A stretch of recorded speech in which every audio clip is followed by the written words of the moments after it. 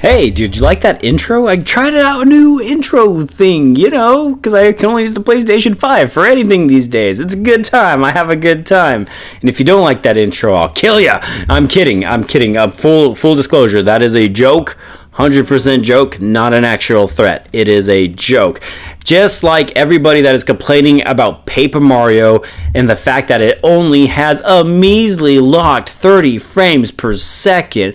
Oh no, whatever shall we do? How about we just play the game and enjoy it, because this is stupid to be upset about. And look, I get it. We like our efpus here in the gaming world. We like at least minimum solid 60 frames per second. Ideally, in a perfect world, every game would be at a minimum of 60 FPS. But guess what, guys? We don't live in that world anymore.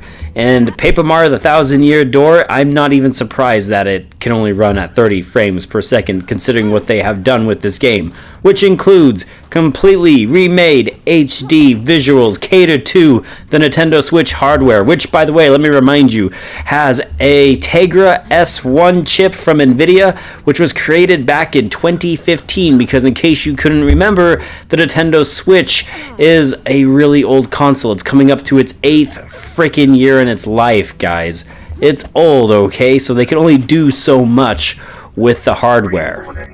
But yeah, it has completely remade visuals, quality of life improvements, including fixing up some of the backtracking, which was my biggest gripe with Paper Mario the Thousand Year Door, was the backtracking that was in the game, and it looks like they fixed a bunch of it, and there are so many other little awesome things they have done with this game that I'm not even going to go into it, but if you saw the 5-minute trailer for it, you'd know that this is a well thought out, well polished video game, and if they have to sacrifice 60 frames and bring it down to 30 frames, it's not a big deal. I can't believe how many people are upset over this.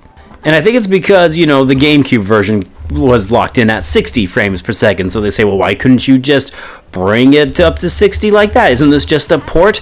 To which, if you just heard what I was saying, no, it is not just a port. They remade basically everything to make it look as beautiful as it does, and make no mistake, the game looks beautiful, and I will be there on day one, because this is worth $60 in my opinion, because Paper Mario the Thousand Year Door is an excellent RPG. And here's the other thing, guys, I don't think people are realizing, is Paper Mario is usually 30 frames per second. As a matter of fact, there are only 2 of the Paper Mario games that even got up to 60, and that was the one on the GameCube that we are talking about right now, and Super Paper Mario, the only actual action RPG of the Paper Marios. Sticker Star was 30, Color Splash was 30, and the Origami King, which came out and is exclusive to the Nintendo Switch, is locked in at, you guessed it, 30 frames per second. And you want to know what's even funnier about this whole thing?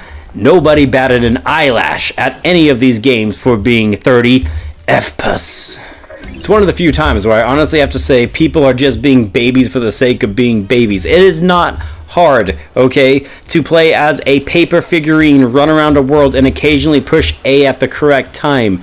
It is so stupid easy. As a matter of fact, it was so easy that I could literally, and did in fact, play the original Paper Mario games and time my attacks correctly while doing other things, not even looking at the screen, because it becomes that simple to literally time the A button. This is not Call of Duty. This is not Tekken. This is not any super high-tech rhythm game where all those frames per second actually mean something. This is Paper Mario we're talking about. There is literally a minimum requirement of input needed from the user to be able to pull off an attack. Even the hammer, you don't need the frames. You literally just have to listen for the trigger. It goes doot, doot, doot, doot. And when you hear the doot, you let go of the controller stick, guys. It's not that difficult. And people are acting like, but my timing's gonna be off now. Never mind the fact that, like I said, Sticker Star was 30, Origami King was 30, Color Splash was 30, and guess what? They all had timed attacks and nobody batted an eyelash. Trust me, this isn't a big deal. So quit whining about it and enjoy the frickin' game. Sorry if I seem so edgy. I'm actually not. I just wanted to call out the people that are seriously griping about this. It just makes me laugh that this is the thing that people get really upset over.